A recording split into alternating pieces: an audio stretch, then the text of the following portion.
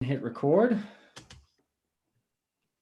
Thank you very much. Welcome everyone, and thank you for attending another Massachusetts Peace Action webinar tonight. This is Crisis in Tigray, Ethiopia. Tonight we're going to be providing some context and education into the deadly conflict that's currently going on in Tigray in the north of Ethiopia. We're all very concerned about the humanitarian situation, the disaster, the hunger, the starvation that is going on in Tigray, Ethiopia. We're encouraging all of our members to use their voices to help bring an end to the conflict all across Ethiopia and especially in Tigray. Right now, the situation is an extreme lack of access to food, destruction of homes and property, indiscriminate destruction, large numbers of civilian deaths, and the abhorrent use of sexual violence as a weapon of war. Tonight, we're going to demand an immediate cessation of the violence by all parties involved, a complete withdrawal of foreign forces from all of Ethiopia, complete access of humanitarian assistance and food and medicine to Tigray, and an investigation, a complete and thorough investigation of this the situation and the war crimes that are taking place in Tigray, Ethiopia. There's a large community of Tigrayan people right here in Massachusetts, and we're so thankful that some of them reached out about doing a program on this. It has begun to get some coverage in the news, but it really is not sufficient. We're just very thankful to them tonight for joining us to provide more context into the situation and to provide some things that you can do directly to help end this horrible conflict in Tigray, Ethiopia. So tonight we're joined by activists and academics to, as I said, provide greater context, information, and also some direct action steps that you can take to help alleviate the situation. So first, we're going to hear from Solomon Mezgabu, who's a policy analyst, an epidemiologist, a nutritionist, and a food scientist. He did his undergraduate work at Addis Ababa University in the capital of Ethiopia. And he's also a graduate and did his graduate and doctoral studies here in Massachusetts at Tufts University. He's originally from Tigray, and he's a scholar and advocate on governance, human rights, and democratic rights, as well as a mediator in conflict resolution and a community leader. And he's also the founder of North Star Tribune and community radio Wagahita. You'll have to correct me on the pronunciation, Solomon, if I got that wrong. He's also formerly the CEO and board chairman of Tigray Developmental International, TDA International. So without further ado, I will hand the mic over to Solomon Mezgabu. Thank you for joining us.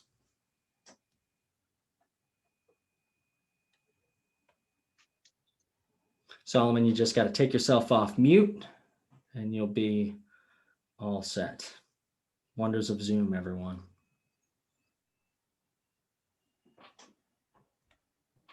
Okay. Thank you, Brian. Thank you, Mapa, for having me. Can you hear me very well? Yes. Hear you just fine. Thank you, Cole, and thank you for everyone who organized this webinar, and for the participants showing interest and curiosity in what's going on in Tigray. I'll give you just a brief overview of where Tigray is and some historical perspective of the population and the people of Tigray within the context of Ethiopia and sub-Saharan Africa. As you can see, this is a map. You can see the map, right? I'm sharing. Okay, wonderful. So this is where Ethiopia is, and where you see Eritrea. It's next to Eritrea, where you would see Tigray. Another map I'm going to show you, hopefully, would pop up. If you look at maps of Ethiopia, and you'll see several of them. Let me just give you a Google map. Let me go to my next share. Sorry.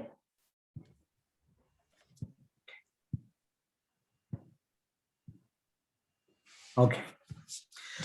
So this is an old map of where Ethiopia is, and particularly Tigray is. It doesn't show you Eritrea. It would show you Tigray particularly because Eritrea and Tigray were part of the same, inhabited by the people of Tigray, and they were the same region.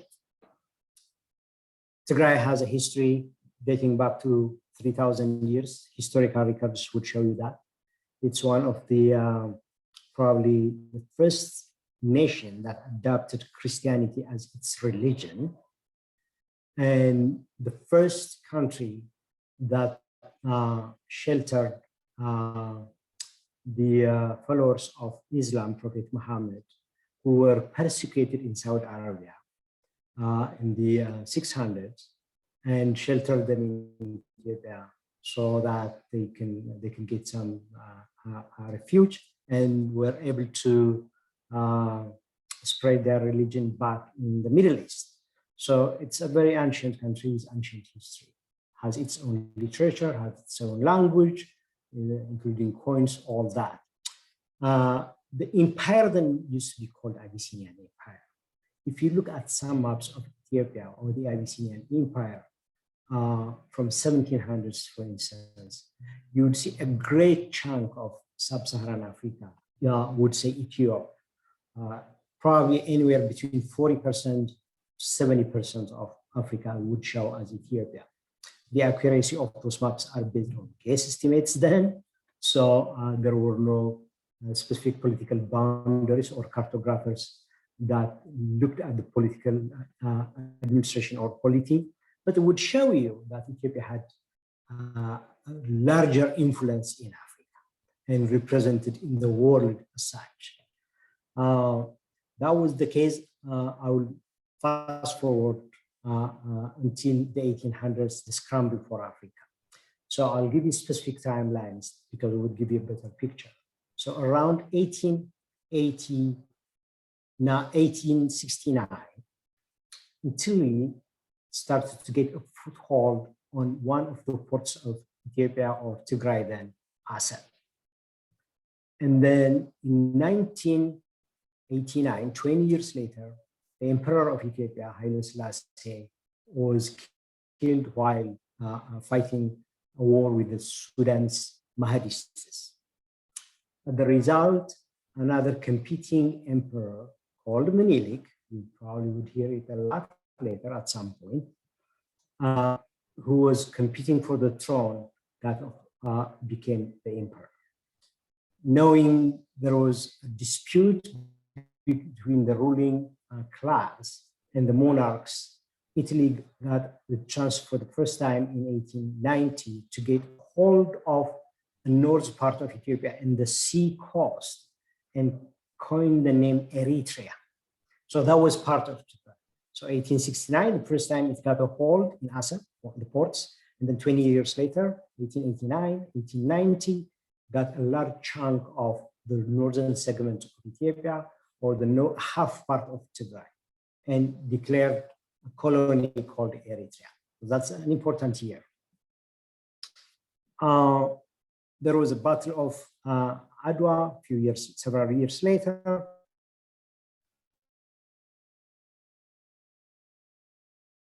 Adwa, which is part of Tigray. So for the next 100 years, that's until 1991, the center of power shifted from Tigray to the center of Ethiopia, or the center of Amhara, or I would call it Addis Ababa, the current capital city.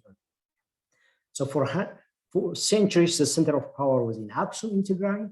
In 1890, the center of power shifted to Addis. So that's and remains so in Addis. But not only geographically moved to the center of Ethiopia, but the Amharas became the dominant political force in Ethiopia. There are important years I want to mention here. Before the beginning of the Second World War, Italy invaded Ethiopia, the hinterland of Ethiopia. That was in 1935. So in 1935, from where it was occupying the north part of Ethiopia, started its invasion in what's called Adwa on October 3rd, 1935. The people of Tigray fought, because the reason I'm mentioning those is the characteristics of the people of Tigray is capsules those battles, including what's going on now. So in 1935, Italy with heavy modern army and with air raids, it started its invasion. It took 6 months to beat the local population and the local army. In end of March, beginning of April, the last battle was in Macho, southern Tigray. And Ethiopia lost. The emperor fled, went to exile. Italy have occupied Ethiopia for the next 5 years. In 1939, with the help of the United Kingdom, beat back Italy, because it was the beginning of the Second World War. Ethiopia regained its full independence. But Eritrea, the northern part of Ethiopia, and half of Tigray remained within a protectorate of the United Kingdom for another 10 years. In 1943, meaning 5 years after Italy was defeated, and in the middle of the Second World War, the people of Tigray rebelled against the central government, against the monarch who came back from exile, because they believed that, one, he, like a traitor, that he left the country in the middle of a foreign invasion, and two, they were fighting for autonomy. That rebellion lasted for a couple of months. They were beaten with the help of the United Kingdom Air Force, unfortunately. And for another 5 years, they were under the occupation of the Amhara class. Come 1974, which is about 30 years later, the monarch was overthrown as a result of a global movement of liberation movements across the world, which the Cold War had some influence over. And a brutal dictator came to power.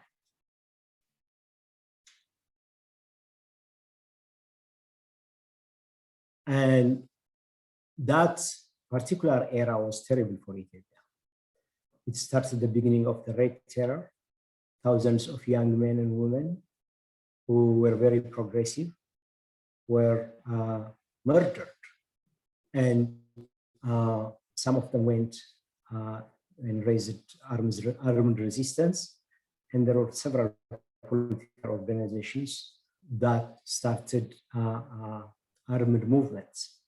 The famous one was EPRP, and the others were like EPLF and TPLF. TPLF meaning the Tigray People's Liberation Front. Many of them lost against the Derg, but the TPLF fought another 17 years and won the war and inter-Addis and formed a new government called the transitional government under a ruling party called EPRD, Ethiopian People Liberation Democratic Forces. That stayed for another 25 years. I'm trying to move fast because the slide deck is now working neat. One feature of the 1991-2018 was a new federal system. Why a new federal system? Because the previous monarchical system and then following the Derg military system were very repressive. Repressive not only on individual rights, but on collective rights, like language, culture, ethnic heritage, and particularly autonomy. Autonomy to govern yourself, autonomy to administer, collect taxes, and do your own administrative systems. Among those were Tigray. Tigray benefited from the new federal arrangement, but Tigray was not the only one. There are other major ethnic groups that benefited from the new system, particularly the Oromos. The Oromos number around, so the Ethiopian population currently is estimated anywhere between 115 to 120 million. It's a big country, and of which the people of Tigray are with a land size of twice Massachusetts, but about the same population, about 7 million. So the Oromos number, somewhere around 35, 40 million. So don't quote me on the numbers because they are disputable. And the Amharas number somewhere between 27 and 30. The Somalis number around 5 million. And there are other groups like the Afars, the Kambatas, the Hadia, around 5 to 3 million.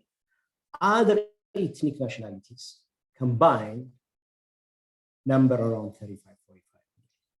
Those ethnic nationalities, as part of the federal system, for the first time since 1991, were able to have their own local administration, use their own language to teach their kids, have those languages used in government offices for administrative purposes and political power as well.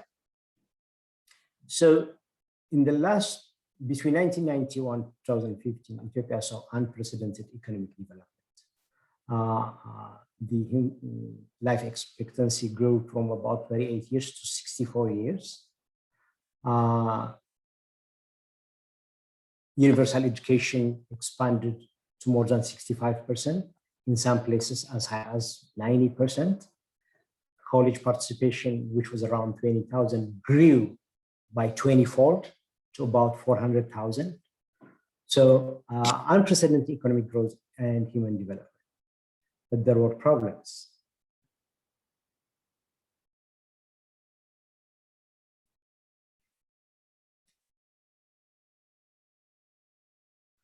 One big problem was opposition to the federal system.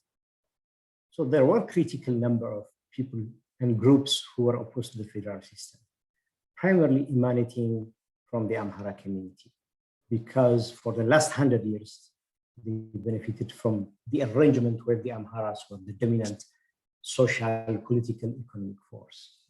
The new federal system did away with it, brought many nationalities and many ethnic groups into making decisions on not only in their own area, but have active participation and say at the federal level as well.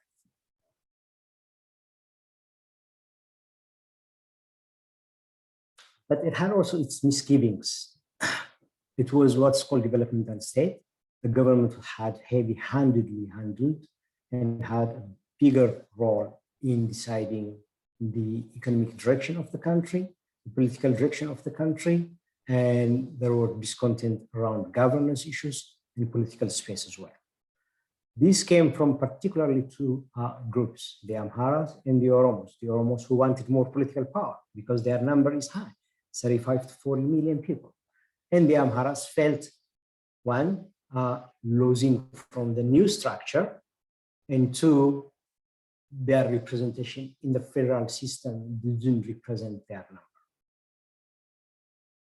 That resulted in discontent and new administration in a peaceful way transition called a reform.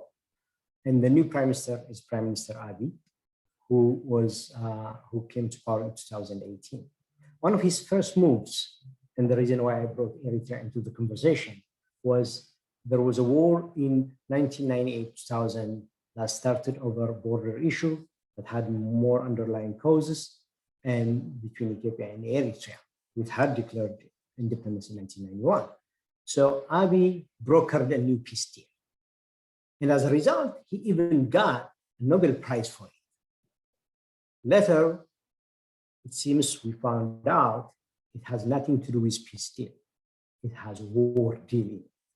It was brokered between two autocratic and one really a pariah, Isaias Afwerki, to revenge and exact revenge against its nemesis, which is the ruling party TPLF. That brought us to 2020, November 3rd of 2020. That will give you a synopsis of 3,000 years and political space, particularly over the last 130 years. And I don't want to take up your time. If there are any questions and answers, I will answer them. Thank you very much for giving me the opportunity.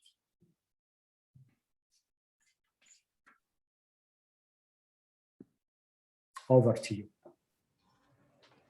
Yeah, thank you very much, Solomon, for providing us some of the important historical background that is absolutely necessary to understanding the current conflict. It's really much appreciated. Next, we're going to be hearing from Professor Alex DeWall. Hold on one moment. There he is. Professor DeWall is, thank you for joining us. Professor DeWall is Executive Director of the World Peace Foundation, and he's also a research professor at the Fletcher School at Tufts University. He's one of the foremost experts on Sudan and on the Horn of Africa. His work has probed humanitarian crises in the area and responses, human rights, the HIV/AIDS epidemic, governance in Africa, and conflict and peace building. He's worked for several Africa-focused human rights organizations focusing on the Horn of Africa. Thank you so much for joining us tonight, Professor, and providing a bit more context about what has led up to the current conflict. Thank you very much, and greetings to everybody, and to those of you who are Tigrayans on the call, my condolences.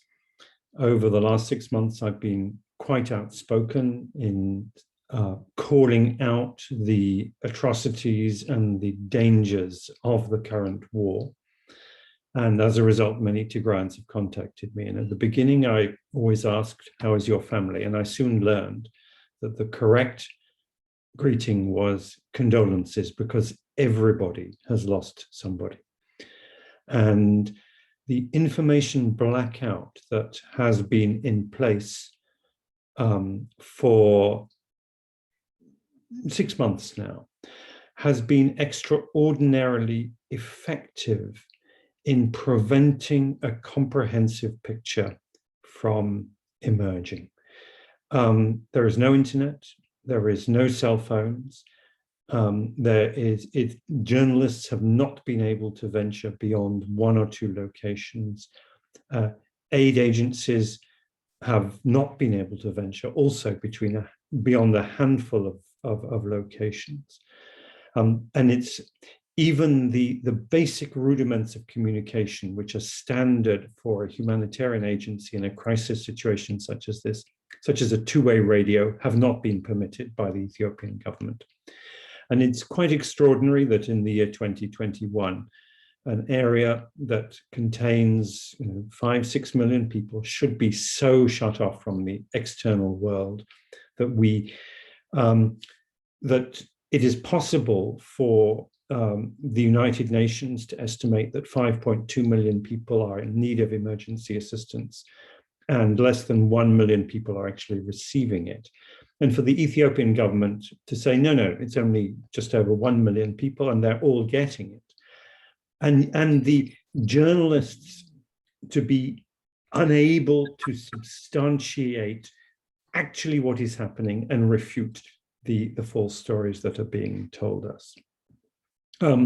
So that is my preface. It's just to say it is quite extraordinary how little is known about this crisis. Yet we know enough. We know enough to know that crimes against humanity are being perpetrated, including mass killings. There is a group in Belgium that has a list of more than 150 mass killings, starvation crimes, sexual and gender-based violence. But let me not go into that. This is for others. Let me start with Abiy Ahmed's Nobel Prize. Now, one of the ways in which we in the West tend to look at peacemakers, especially in Africa, is charismatic individuals. It takes an individual with goodwill and inspiration to make peace. And ignoring the norms, the principles, the institutions that underpin peacemaking. The African Union, for which I've worked, is in many ways a weak institution with many flaws. But what it has put in place over the years is a set of norms and principles for institutionalized peacemaking, including inclusion of all constituencies in making peace, including democratic principles, including justice in peace agreements, and including mechanisms for monitoring. And when the peace agreement was made between Abiy Ahmed and Isaias Afwerki in 2018, everybody celebrated. But those two leaders did not go to the African Union. For the first time, an Ethiopian leader boycotted the African Union summit. Instead, they went first to Abu Dhabi in the United Arab Emirates, and then they went to Saudi Arabia. And the reason for that was that for Isaias Afwerki, this was not the institutionalization of peace. This was an opportunity for enhancing his own military power and pursuing his ambition. And those in the Middle East had a transactional approach to politics. They wanted him on side because they were fighting a war in Yemen, and they were using Eritrea, which is just across the sea from Yemen, as the base for their military operations.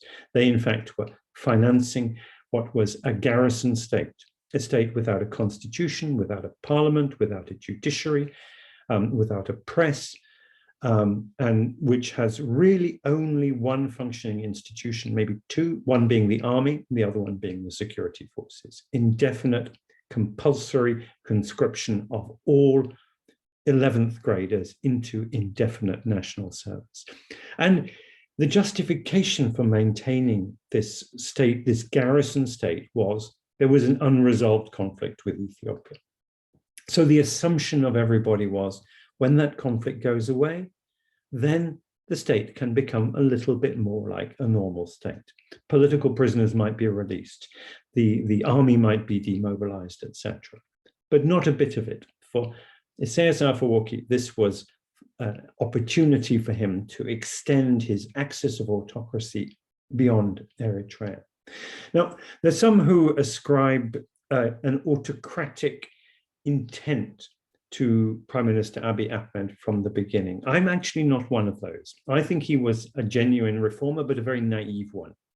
And he overpromised a transition from an authoritarian system, such as was in place in Ethiopia before he took office, developmental but authoritarian, to a more liberal one, is a time fraught with dangers. We've seen this in Egypt, in Syria, in Libya, etc.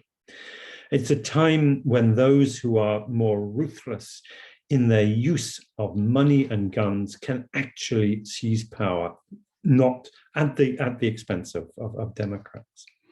And Abiy was not capable and ultimately not willing to keep a tight leash on those with whom he was doing deals. And so he did a number of unfortunate deals. He overpromised and ended up, as any politician who overpromises, disappointing some of those to whom he'd made promises. And those he disappointed were the Democrats. Those he stuck to were some who were the more assertive extremists in his own country and Isaias. And it was notable that in all previous situations in which the Nobel Committee has given a prize to countries that have made peace, they have divided the prize. Both leaders have got it. They could not stomach giving it to Isaias Afwerki. So, but he got what he wanted. He was not interested in the prize. He was interested in the lifting of sanctions on his country, the opportunity for rearming and getting out of the trap, the corner in which he had led his country. No war happens overnight. The first shots were fired on the evening of November 3rd, 4th, and the first shots were fired by the Tigrayan Defense Forces in taking over military bases in Ethiopia belonging to the federal forces. But anybody who had been observing Ethiopia knew that the parties were on collision course. All had made mistakes. The Tigrayans had escalated the confrontation. They had been reckless in some regards. They had appointed some rather insalubrious characters to the central committee of their party, and they were in defiant mode. And they miscalculated. And I'll come back to their miscalculation in a moment. Prime Minister Abiy also miscalculated. He thought he could be master of a war instead of the war becoming master of him. The one who did not miscalculate at that time was this veteran, ruthless operator, Isaias Afwerki. And one of the calculations that he made was that he had the backing of the Trump administration. And he had it not directly, because he did not have direct relations with them, but through their intermediaries, particularly the United Arab Emirates and to a lesser extent, Saudi Arabia. Now, we subsequently learned that the United Arab Emirates, which had been operating drones for its war in Yemen out of its base in Eritrea, the port of Eritrea, that it actually stopped those drone flights in October to Yemen. This is what they told us when the Biden administration said you have to make peace in Yemen. What we then discovered was during November, those drones continued to fly. No one told us where they were going, but the Tigrayan defenses in Tigray were decimated, were destroyed by drone attacks. Not a word has been mentioned by any government around the world as to where those drones came from. And those drones quietly disappeared in January at a time when the Biden administration basically twisted the arm of the Emiratis and said, do not be involved with Eritrea. So you can put two and two together and you can understand who gave the cover for this war at the beginning. It was a war which threatens not only to kill hundreds of thousands of people, to put back the development of Tigray region by 30 years, but also threatens to dismantle the entire country of Ethiopia and cause havoc across the region. It is a humanitarian crisis of the first order. It's also an international security crisis of the first order. And it was entered into with a blithe optimism on the part of warmongers in the Middle East and in Eritrea. Those same warmongers who some 6 years ago said, oh, this war in Yemen will be over in 6 weeks. We have overwhelming power. They had the same calculation for Tigray, and they were wrong. And the key reason why they were wrong, despite their early successes, was that if you inflict such astonishing cruelty on people, you kill so many young men, you rape so many women, you burn and destroy what is essential for people to survive, you vandalize their hospitals, you drive them off their land, what option do they have but to resist? And so the war plan of those who moved into Tigray in November was premised on the fact that they would break the will of the Tigrayan people through mass atrocity. What has happened actually is that they themselves are being broken by that mass atrocity. And it is absolutely essential that all sides cease this slaughter on the battlefield, the slaughter of civilians, and the starvation before the atrocities run out of control and this conflagration spreads.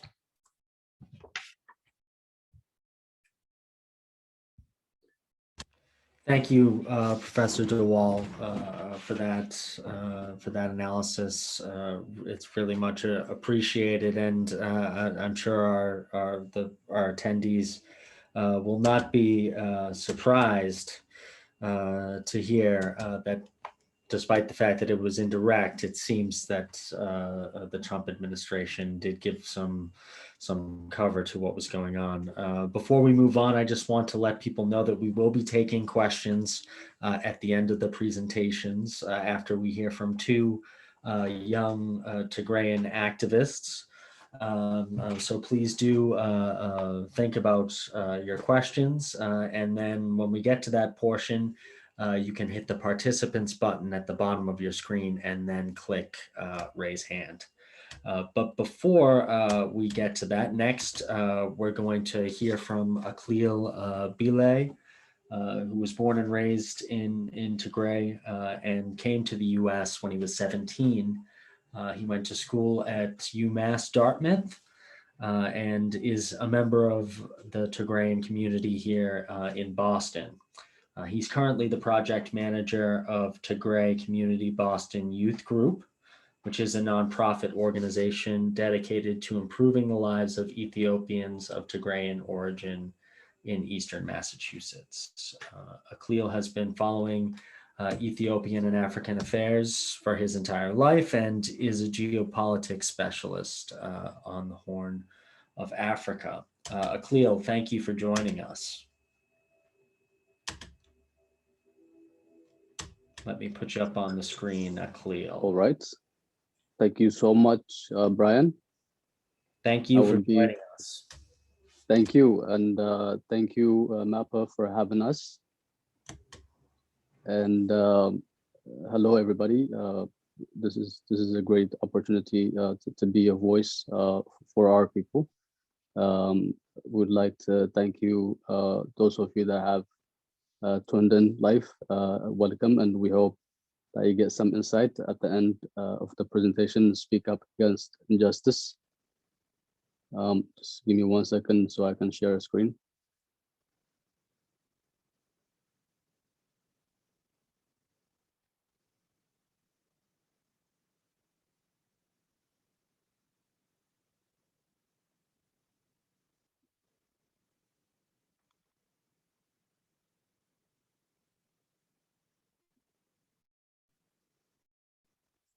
All right, can you guys see this?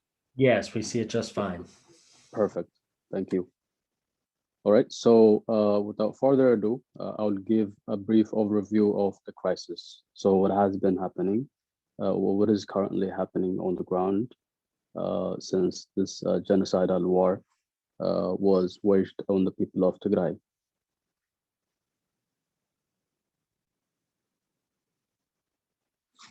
So the first thing that I want to talk about is the,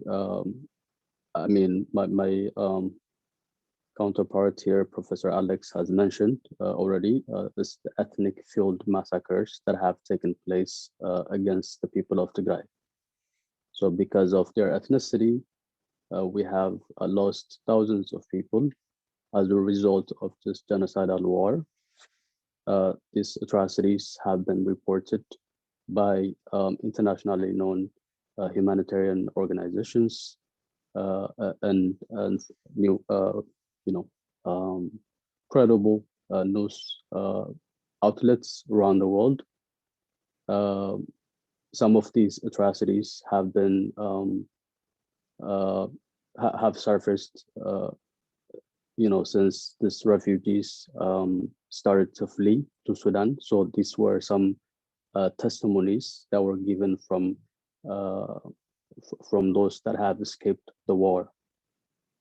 So organizations such as Human Rights Watch, Amnesty International, Doctors Without Borders, and news outlets such as CNN have reported on such massacres. The second thing that I will talk about is the mass rape of our women and girls as young as 12 years old. There are many accounts. Thousands of women have been victims of rapes by these ruthless invaders. And examples of such brutality have come to surface on some news channels that were able to get into Tigray, such as Channel 4 News. And during that interview with the doctor, many of the women, this is an account, an interview with the doctor. She said that many of the women she treated were also physically abused with broken bones and bruised body parts. She said she said the youngest girls she treated were as young as 8 years old, while the oldest was 60. So one of the survivors who also spoke to Channel 4 News, apologies, said that she and 5 other women were gang raped by 30 Eritrean soldiers who were joking and taking photos throughout the attack. She said she knew they were Eritrean troops because of their dialects and uniforms. In one case, a woman's vagina was stuffed with stones, nails, plastic, according to a video that was actually seen by CNN and testimony from one of the doctors who treated her. And so such atrocities have been taking place to subdue the people of Tigray. Third thing that I will discuss is forced returns of Eritrean refugees. So there were many Eritrean refugees by the thousands, possibly more than 100,000 refugees that settled in Tigray, all over Tigray, for the past few years. And all these innocent refugees, kids, women, and elderly were actually forced back into Eritrea since the war started.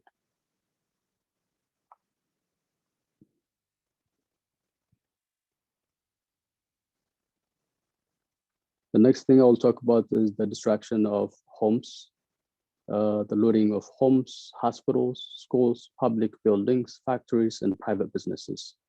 So as a consequence of this war, we have seen destruction of many economic and social infrastructures. Eritrean and Ethiopian armies have looted and torched many industries so far. Some of the biggest industries, just to name a few, one is called Almeda Textile Factory, which is located in one of the cities named Adwa, as well as an hair oil factory located in Shara, Sheba Leather Factory located in Woro, Addis Pharmaceutical Factory located in Adigrat, sugar factories located in Walkite. There were many destruction of these factories all over Tigray. Buildings such as hotels, schools, health facilities were also looted and destroyed. Schools and other productive activities also remain suspended as of today. So other institutions such as universities have also been destroyed, including Adigrat University and Aksum University. Mekelle University, which is located in the capital of Tigray, was also targeted and bombed by fighter jets early in the conflict. Just to give you an overview of the health institutions.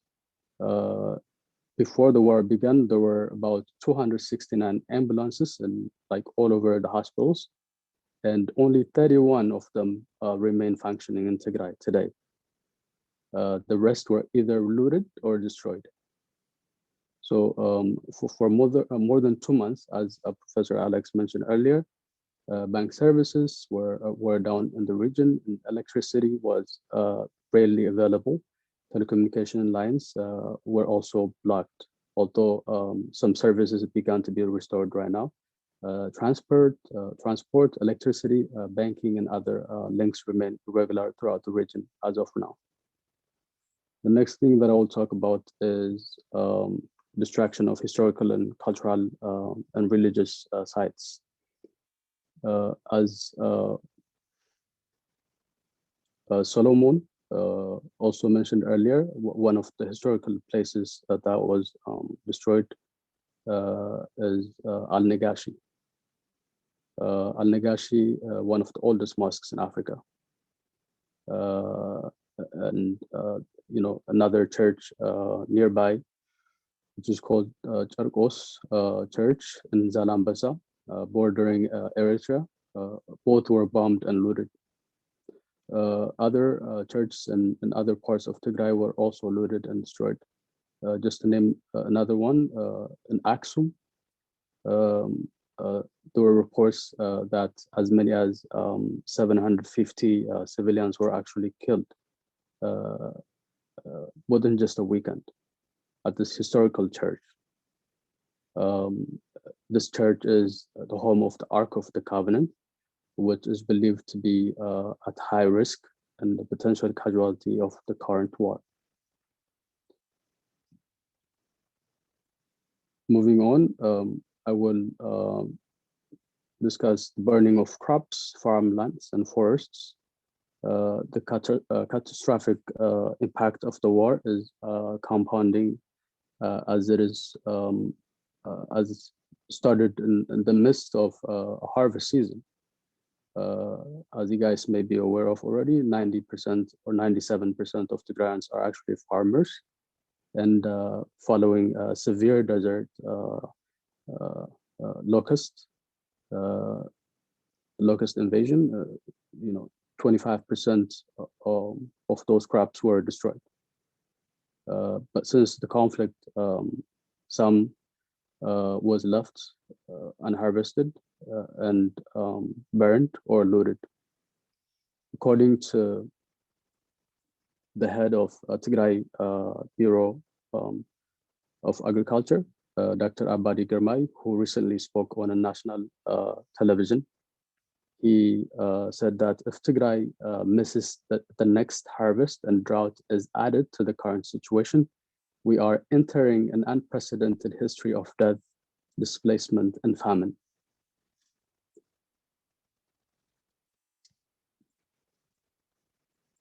In April, the World Peace Foundation, a research organization based at Tufts University in Massachusetts, also reported that systematic starvation crimes are being perpetrated by the hostile forces. Agricultural bureaus, branches, and structures are completely destroyed or looted. Cars, offices, all vandalized.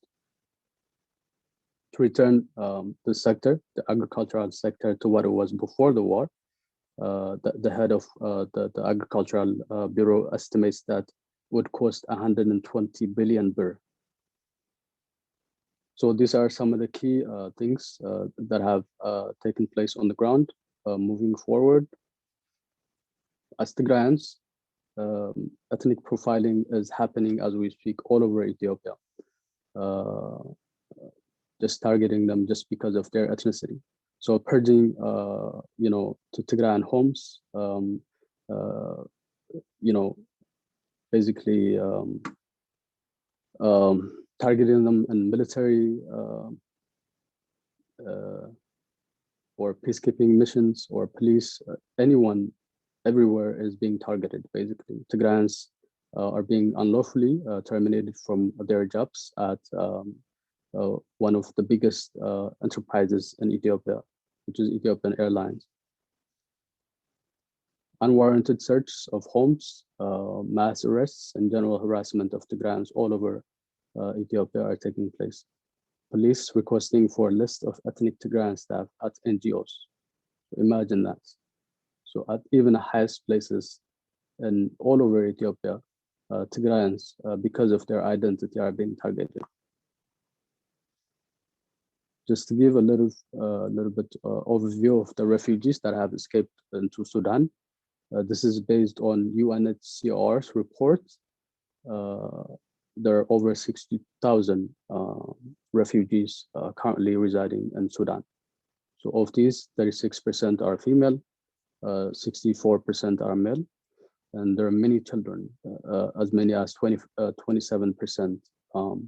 So in the beginning, there were more refugees going into Sudan, but still there is now a decrease in number due to the fact that the Ethiopian Defense Forces are actually blocking the border crossing into Sudan. Some of these arrival are actually pregnant women. In the beginning, there were about 700 pregnant women that crossed, according to African News. So as I mentioned earlier, some of these refugees that have escaped these crimes have, these atrocities have been, providing detailed evidence, as to what is really happening. They have been our eyes and ears. As of right now, as a result of everything that has happened so far, and as Professor Alex mentioned, it could be more than 4.5 million people are actually currently being starved by the federal government. These people are in need of urgent help as we speak.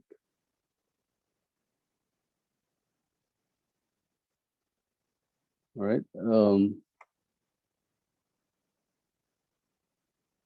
So currently, the federal government's answer to everything is no. No to ceasefire, no to mediations, no to negotiations, opening up a humanitarian corridor, no to reconnecting the Tigray region and lifting the telecommunication blackouts, no to entry of independent investigators, protecting Tigrayan citizens, even its most vulnerable children, women, elderly, and those living with disabilities. So just to sum it up, humanitarian crisis. There's no access to clean water. There's no access to food, no access to health and medication. There's no access to financial services, no access to education and basic security all over Tigray.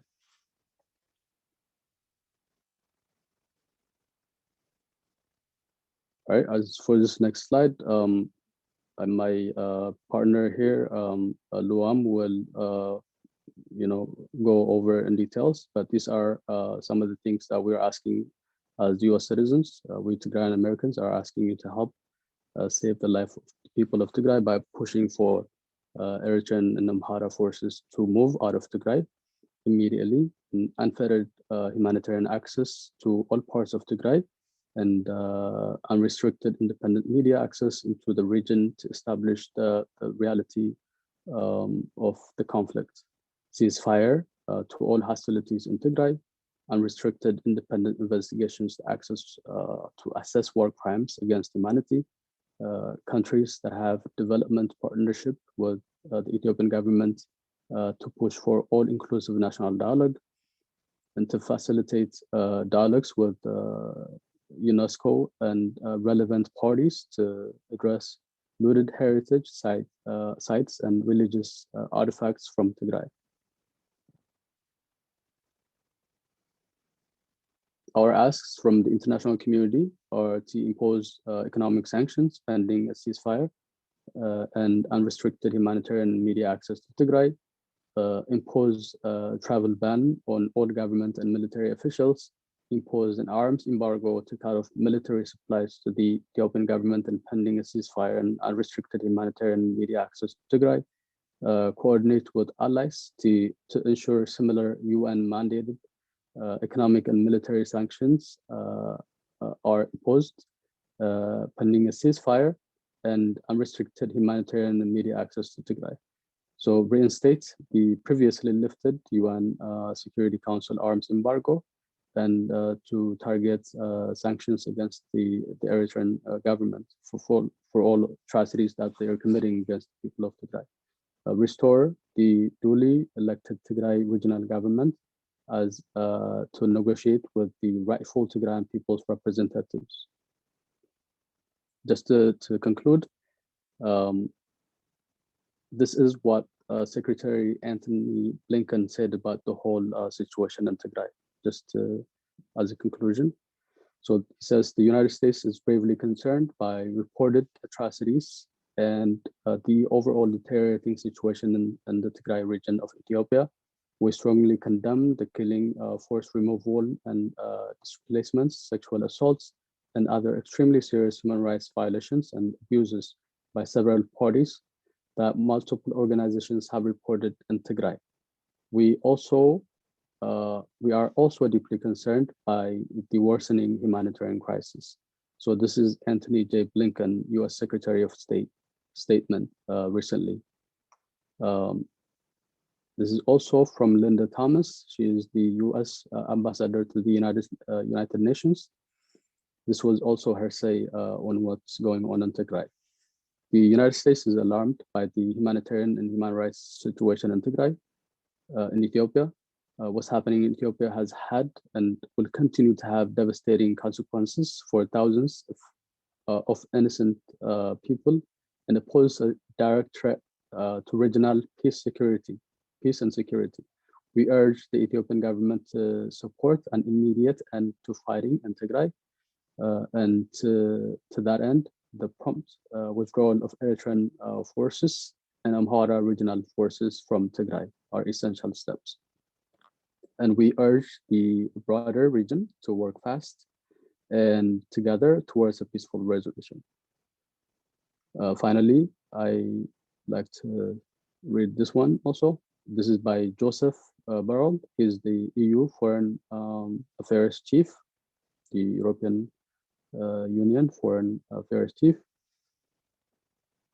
This is what he says about the situation in Tigray. The situation on the ground in Ethiopia goes well beyond purely internal law and order operation. We receive consistent reports of ethnic targeted violence, killings, mass lootings, rapes, forceful returns of refugees to Eritrea, and possible war crimes.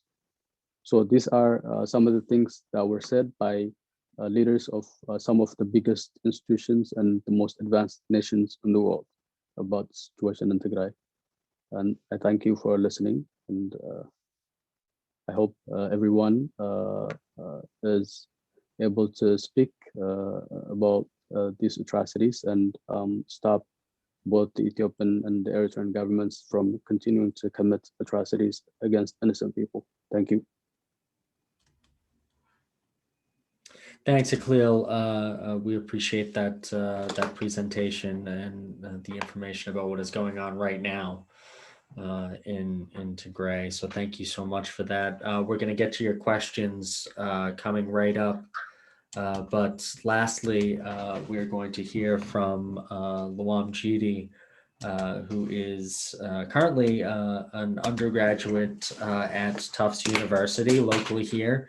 And she's also the co-founder of Stand with Tigray, a nonprofit digital activism platform that seeks to raise awareness internationally about the human rights violations going on in Tigray, Ethiopia. Luam is currently a campaign organizer and a president of the organization Stand with Tigray Incorporated. Luam, thank you for joining us. Thank you for having me. I'm just gonna share my screen and share with all of you. Thank you for coming. And I'm just going to point out some of the action items that we can take to help the innocent people who are in need of maybe food or other donations and things like that. Let me just share my screen. Okay, can everybody see fine and hear me okay? Perfectly. Okay, thank you. So Stand with Tigray was founded on November 6th in reaction of the unjust war that was declared on Tigrayans on November 4th during the US election. So a lot of things were happening around that time. There was the US election, and the Ethiopian government, led by the unelected Prime Minister Abiy Ahmed, declared war on the regional government Tigray and its people Tigrayans on November 4th. And since then, all telecommunications have been blocked. There has been no access to humanitarian aid workers. Even for the places that had access, it's very limited. And we have Eritrean forces and Amhara forces who are looting and terrorizing innocent people in Tigray, like Aklil has already explained. So I'm just gonna talk to all of you and iterate how there are millions, 4.5 million Tigrayans only from that region are starving and in need of immediate help and urgent aid. And we also have 2 million people who are internally displaced and over 60K people, refugees in Sudan, mostly from the Western Tigray, who escaped their homes and their own land in fear of massacres. So Stand with Tigray is a nonprofit organization. We've been trying to raise international awareness in the international community for world leaders like EU, UN, the US, and AU, and also non-politicians and human rights advocates, celebrities, women rights advocates, children rights advocates, and we do a lot of campaigns, Twitter campaigns, and other, as well as other campaigns, and kind of having an online platform to be a voice for the voiceless people of Tigray. So like you can see here, Stand with Tigray is officially registered in Massachusetts. It's a nonprofit recognized by IRS, and we are running a global movement to basically raise international awareness against the human rights abuses and violations in Tigray, Ethiopia. And I also want to mention there are violations not just in Tigray, but also the rest of Ethiopia, like the Gumuz or in Oromia, there are human rights violations. And we also try to work alongside with those activists to raise awareness of what is happening in the entire country and also affecting the entire Horn of Africa. So this is something that the Washington Post said about Stand with Tigray, how we basically produce a campaign and we try to do digital activism, seeking to do international awareness about the conflict. And we have social media platforms where we try to mobilize a grassroots movement. So our demands as a nonprofit organization are to have a full restoration of public service, such as internet, electricity. Most people in Tigray in the rural area have no electricity. Even if they have some food, they are not able to cook and eat. We have people, hundreds every day, dying from starvation. Just when they're sleeping and they die just from not eating, they don't have any basic needs to survive. And we also are asking for immediate withdrawal of the Ethiopian, Eritrean armies and the Amhara militia. So Tigray currently, since November 4th, is circled by armed forces and militias who are involved in raping and killing even children as age of 4, if they're male, there is no mercy. So that's what we've been hearing from the generals and soldiers of the Ethiopian troops, and including the Eritrean forces. And we're also demanding for independent investigation into war crimes and crimes against humanity in Tigray. UN has said this is a massive humanitarian crisis taking place in 2021, and there has been no action taken to stop this genocidal war on the people of Tigray. And we are also demanding for immediate, unfettered access to the millions of Tigray to have humanitarian aid access to them. We've said 2.3 million children are in urgent need of life-saving humanitarian aid. We also have, just to reiterate, 4.5 million Tigrayans, and 50K plus have already been reported killed in the conflict, and that number is probably not even that number is not accurate or recent. It has been reported around January, and here we are in April 26th. So we are also asking for immediate ceasefire of all hostilities in Tigray. And we've been leading global movements and campaigns, but little has been done in terms of action. We've been able to raise a lot of awareness in the international community, and we need your help to raise more awareness by going to www.swtigray.org. You can either donate, sign a petition, post tweets. We also have pre-made tweets for people who are not comfortable with writing them or composing tweets. We already have pre-made tweets where you can read them, and if you are comfortable with what you know and with the education we have provided today, be able to tweet or sign a petition, as well as donate and attend any events. We've been doing national protests in DC, Seattle, Boston, almost everywhere in the world. We've been doing some organizers who are we have other protest organizers. The youth and activists have been really active in organizing protests and other events and panel discussions as well. And we also need your help to spread awareness. Make sure you follow SWT, Stand with Tigray, on Twitter and Instagram. We post a lot of infographics, ways to help, and updates and videos and reenactments of all the stories that are coming out. And there are overwhelming amount of reports being reported from Tigray, but we still have the international community not able to stop the ongoing genocide. So thank you so much, everybody, for coming today and for wanting to learn more about the conflict in Tigray. And please make sure to stay involved. Our Twitter page is at SWTigray, our Instagram at @StanWithTigray, and our official website, www.swtigray.org. And I'm sure this is not enough. Everything that's happening in Tigray cannot be covered in 1 hour. It could take a lot of days and maybe years. There is a lot of complicated situations happening, and there is a rape, refugees fleeing their homes, and a lot of conflicts, a lot of involvement, and the entire Horn of Africa is at risk of destabilization. And we need your help. And please, if you have any questions, contact at swtigray.org.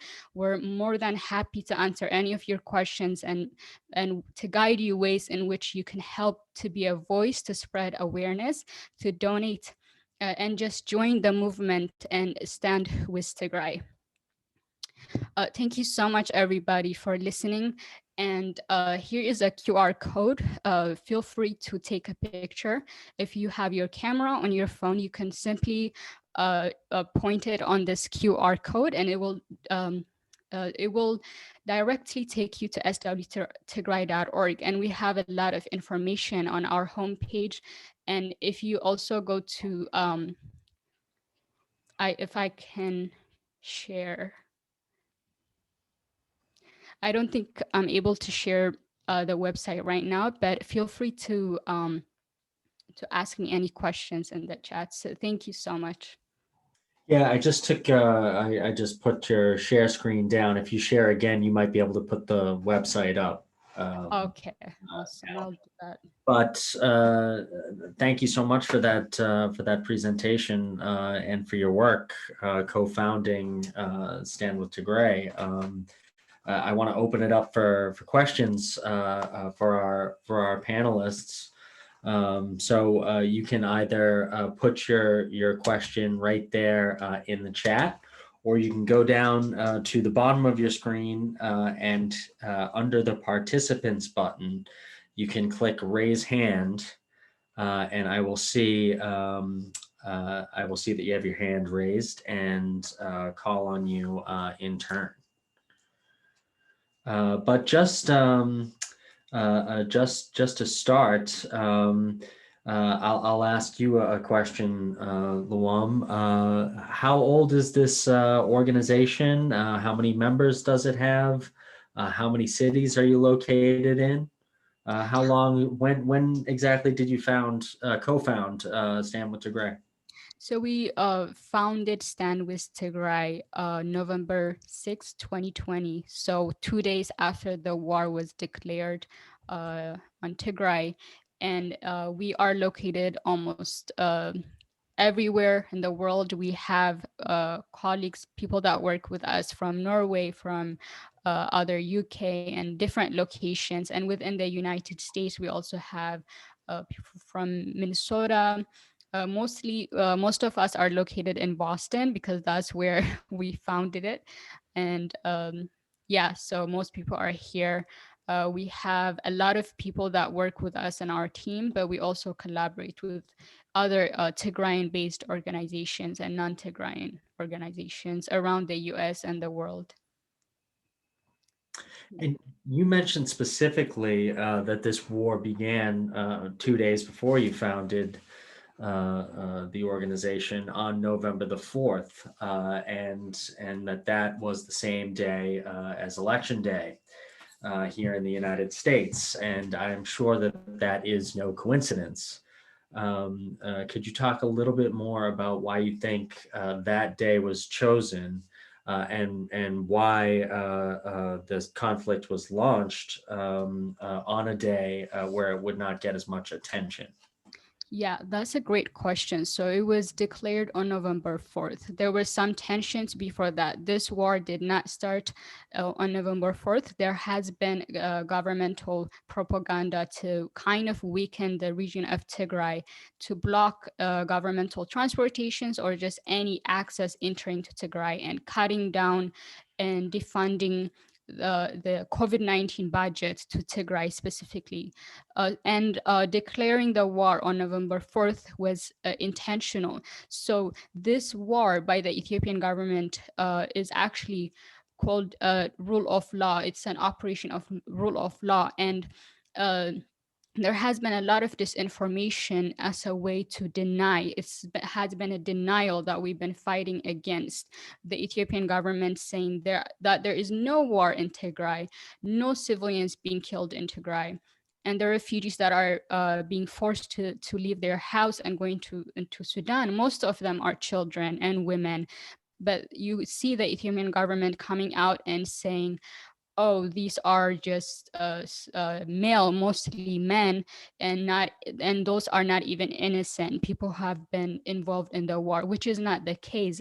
You can see UNHCR's report, most are children, and there are actually some newborn babies too. So the biggest challenge has been actually to create awareness. We've been fighting for almost 5 months to just saying, like, pushing out hashtags and trying to trend to show that there is a human rights abuses in Tigray and that there is happening, and it has been happening in the darkness. Just 2 hours before the war was announced, the prime minister went and kind of shut down the telecommunication around 2 hours before the war was announced. So that shows you this was intentional, and everybody, including me, we were really just focused on the US election, just, and I was in my dorm, with my room, discussing on the elections, debating with my friends, and all of a sudden there's a war, and it's hidden from the entire world and was taking place under a virtual blackout. So yeah. Thanks. I see that this question was answered in the chat, but I think it's important that we address this. Professor DeWall and Solomon, you both say that that China and Russia are blocking petitions at the UN Security Council, but also that this is due to a failure of the African Union. Can you expound on that a little bit? Shall I go first on this? I mean, there is a reflex by China and Russia that any issue that comes to the Security Council that involves condemning a country for international crimes and invoking measures that may intrude on their sovereignty, they will object to that, just as a matter of course. And particularly, just as a matter of routine, they will object to anything the United States does. The way around this is if the African states have a united position, because another principle that the Russians and Chinese follow is regionalization, which is that a conflict should be handled, first of all, at the regional level. So if the African Union comes out with a strong position, then the Russians and the Chinese will almost always fall in behind that. In this case, the African Union hasn't done that. And the basic reason for that actually is that the African Union headquarters is in Ethiopia, and it feels intimidated. In the last few years, it has been in retreat. It relied very heavily on the European Union and the United States to sort of bolster it. The Trump administration had no interest. The European Union was doing its best, but was losing ground. And so the Ethiopian government was very effective in thwarting African Union action. In fact, the African Union hasn't even discussed Ethiopia. And this is translated into indifference at the level of the UN Security Council. And this is really a problem. It is changing now, but slowly. If I may add a couple of things, give it both historical perspective and some pattern. So a good number of you may recall the 1984-85 famine, where close to 1 million people from Tigray and some parts of Wollo, which is north of Amhara, perished.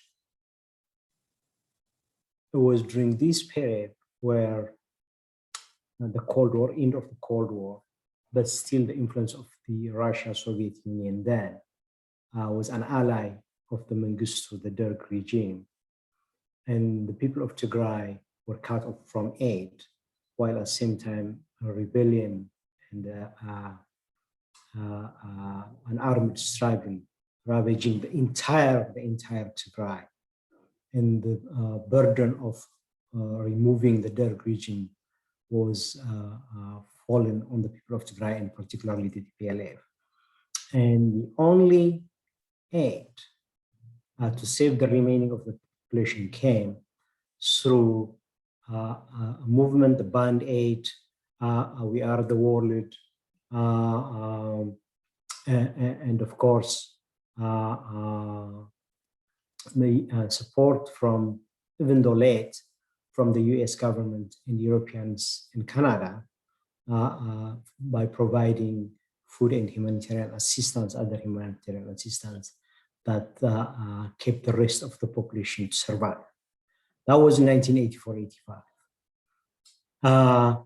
35 years later, 36 years later, the people of Tigray again facing the same type of subjugation, but also a genocidal war, pushing them toward this extermination combined with a war-induced starvation. You can see now new pictures coming, showing people dying, sheltered in caves for fear of getting shot, but then because they have no access to food, dying in their home or caves or shelters. It's very tragic that then Soviet Union and Russia and China, again, 35 years later, condemning the people of Tigray to days by starvation. It's unfortunate and something history is not going to forget, and definitely not the people of Tigray.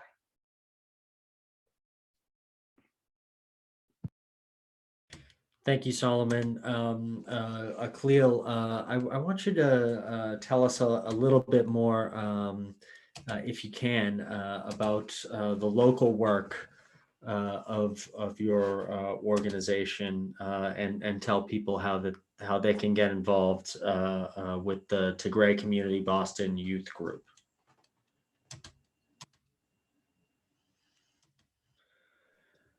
Absolutely. Thank you. Thank you, Brian. Yes, so we have, a youth group that is very active in community work, especially since the war was waged on our people. And so we have been organizing we have been protesting, organizing protests. We have been galvanizing our youth, and connecting with other youth and other communities all over the United States, sharing experiences to be able to help our people on the ground. We have subcommittees, which are we have 4 subcommittees. One focuses on diplomacy work. Another focuses on finance. So basically gathering finances and such to be able to help our people. And the other is education. So educating and basically doing research on the current situation in Tigray, and educating people that are interested about the history of Tigray, the culture of Tigray, and such. And we have a mental health and wellness subcommittee, which focuses on helping our people that are going through this traumatic experience. So our youth are, we have expertise of all levels, and are involved in these subcommittees, and just are helping our people and strengthen this community as well. So we're not only just helping our people on the ground in Tigray, but we're helping people here and anything it is that they need. So if you want to contact me, I would write down my email. We also have a website. I'll share that as well on the chat. Thank you, Akhlil. And just to let everyone know, there's a lot of links flying around in the chat, and lots of different petitions and sites and helpful articles. And I just want to let everyone know that we're going to compile those and send them all to you along with a recording of this program. And we do hope that you will share it with your contacts, with your friends and family and networks who could not be here live. So don't worry about scrambling to get all of those links down. We're going to send them all to you in a follow-up email. Ruth, are you there? Do you have a question for us?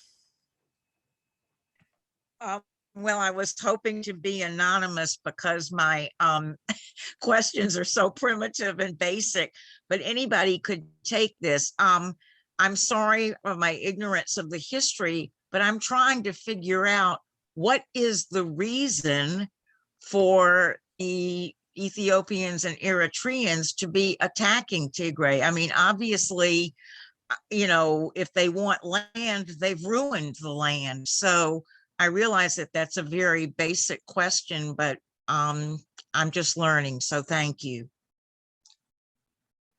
Alex, do you want to take on that?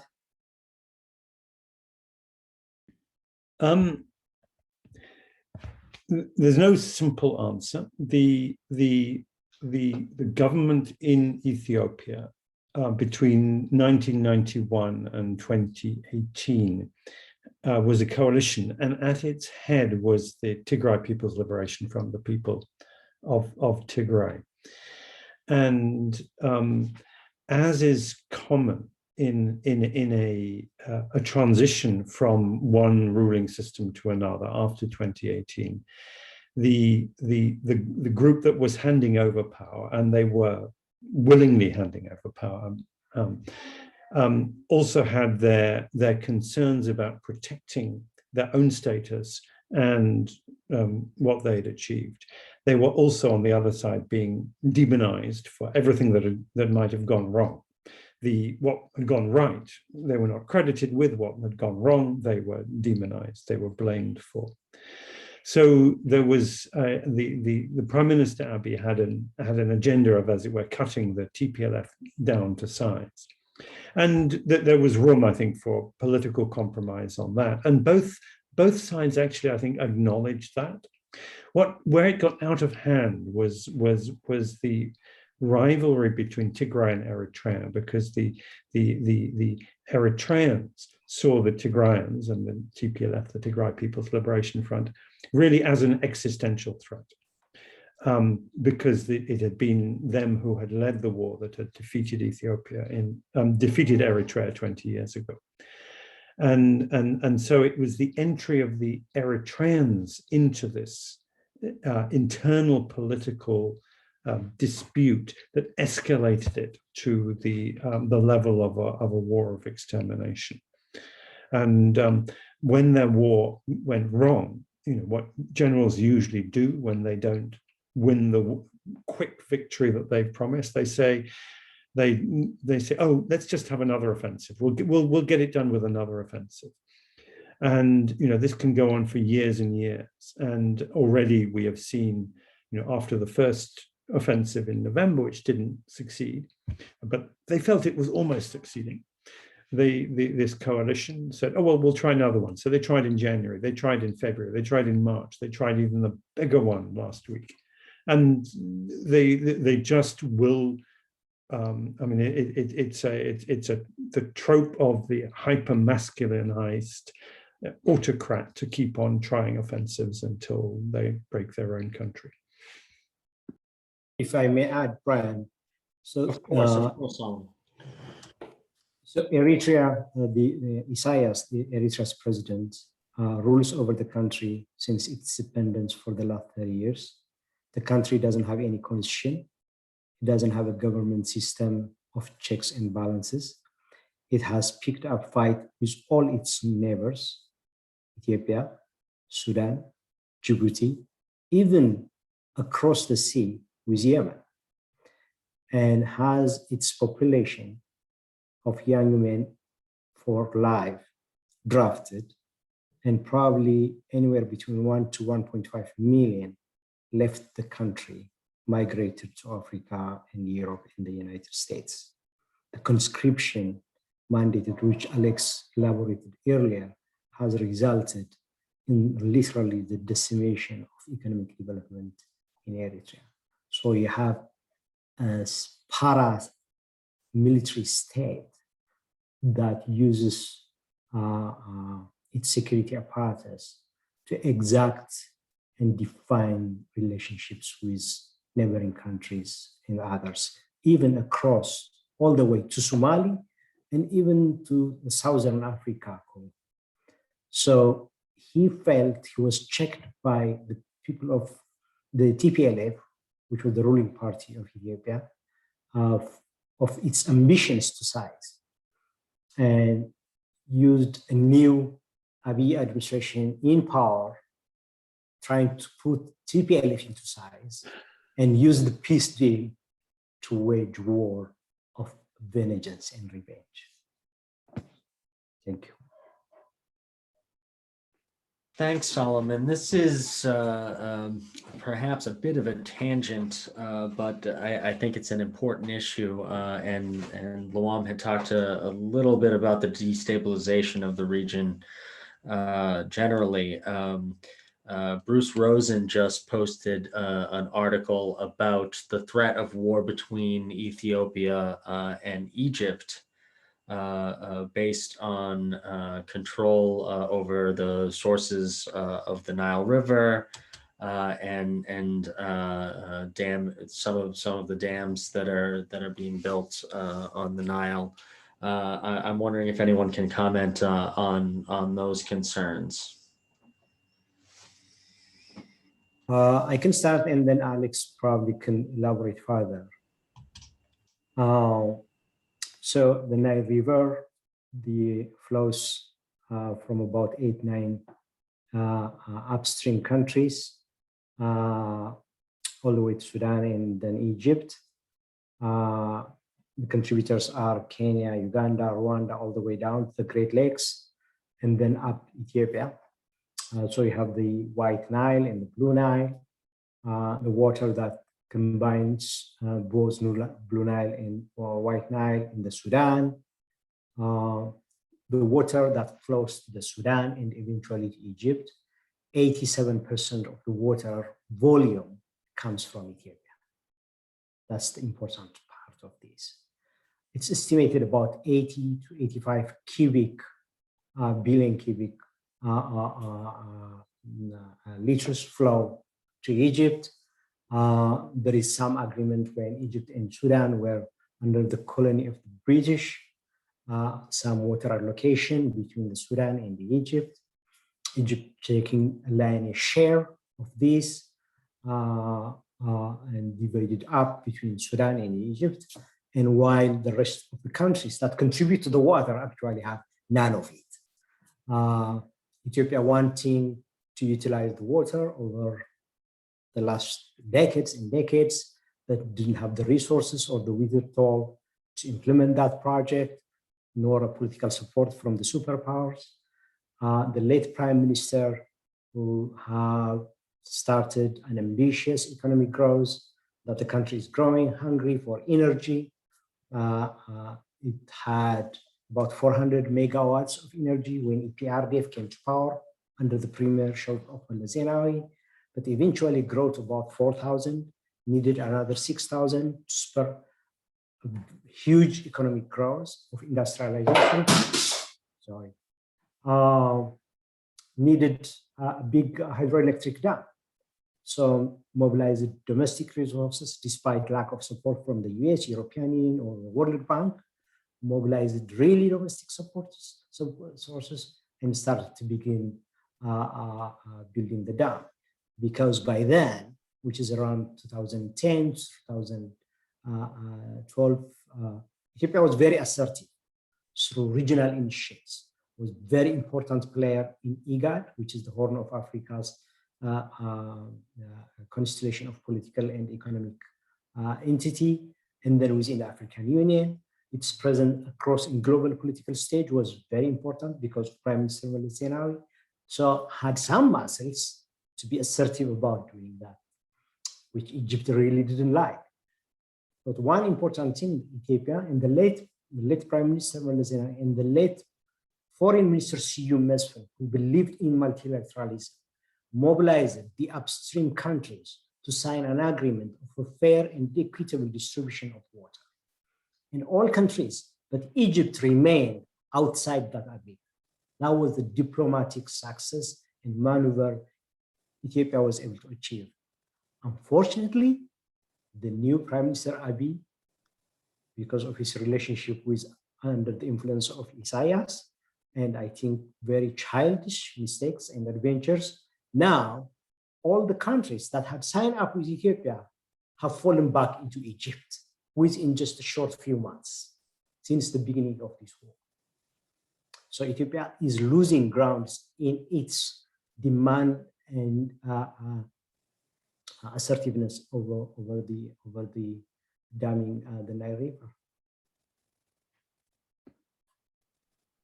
over Alex. Professor Alex, do you have? Or just add one point, which is that the Nile waters are an example of a dispute that is prone to technical resolution on the basis of a common understanding of what those resources are, how they fluctuate, especially with climate change, and how they can be equitably shared. And there are win-win solutions in that, but it requires a multilateral approach based upon on norms and principles. The moment you go into a transactional zero-sum approach, then it becomes a game of bully. And the mistake that the Prime Minister Abiy made was, in order basically to appease the Trump administration, he said, we'll do this as a direct deal. And he asked the Department of the Treasury in DC to be the facilitator for the talks. And under Trump, of course, that just meant, what's in it for me? And we all know who Trump's favorite dictator was. And he called him that. That was Abdel Fattah al-Sisi of Egypt. So it was, as Solomon said, it was just foolishness on the Ethiopian part to think that, on Abiy's part, to think that Ethiopia could play this game of, political bargaining on an equal playing field with the United States and with Egypt. Of course, it was going to lose. And as soon as it surrendered that much more multilateral technocratic approach, it was in a corner. And that's why we now face a crisis. Thanks, Professor Alex. I know we're running late, but I just want to ask one final question. You raised the issue of the United Arab Emirates, which is obviously a United States ally, being responsible likely for some bombings carried out by drone attack in Tigray from Eritrea. I'm wondering what interests the United Arab Emirates has in helping the Ethiopian government and the Eritrean government attack Tigray, and what is the likelihood that U.S. drones or munitions were used in those attacks? I think it was a crude and simplistic calculation by the UAE, and then a reckless and rash overestimation of what military technology can do, very similar to the miscalculation they made with the Saudis in Yemen.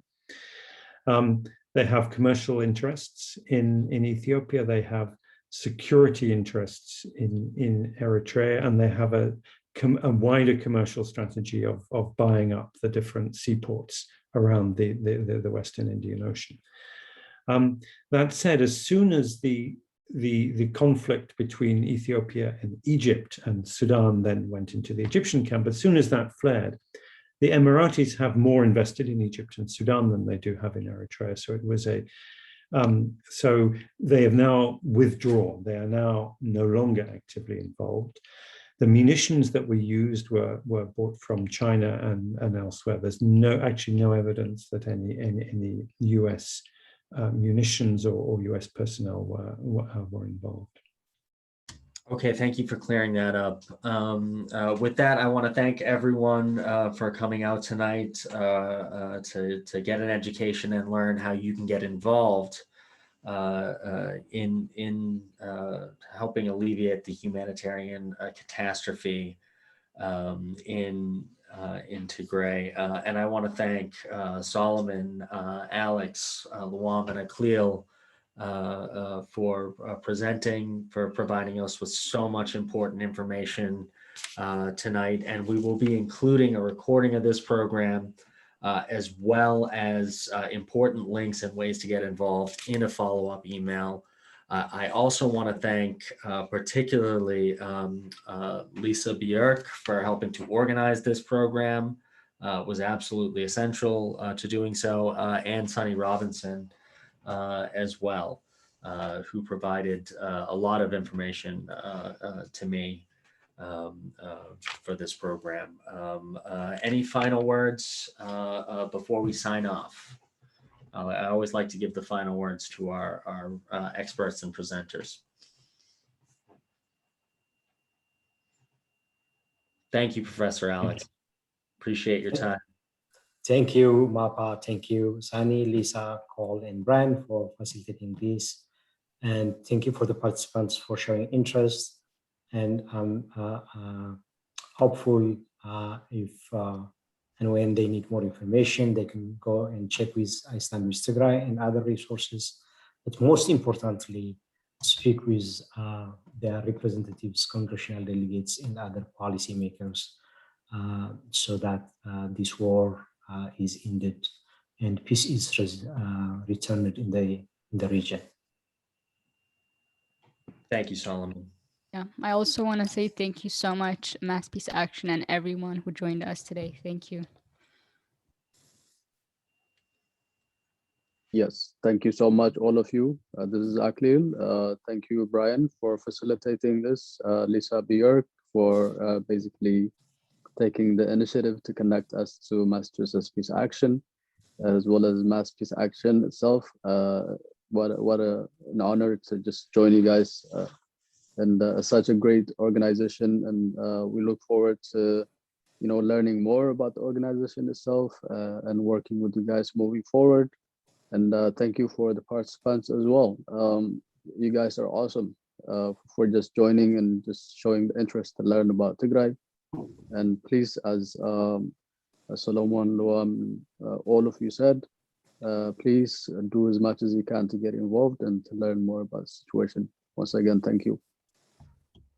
Thanks, Aklil. And yes, this is just the first time that we will be working together. We hope to continue the relationship in the future. And thank you so much, everyone, for your time. And remember, please do spread the word and spread the recording of this program to your friends and family, and do get involved and watch out for our follow-up email, which should be coming tomorrow. Thank you so much. It was our pleasure to host you, and everyone have a fantastic night. Peace to you all.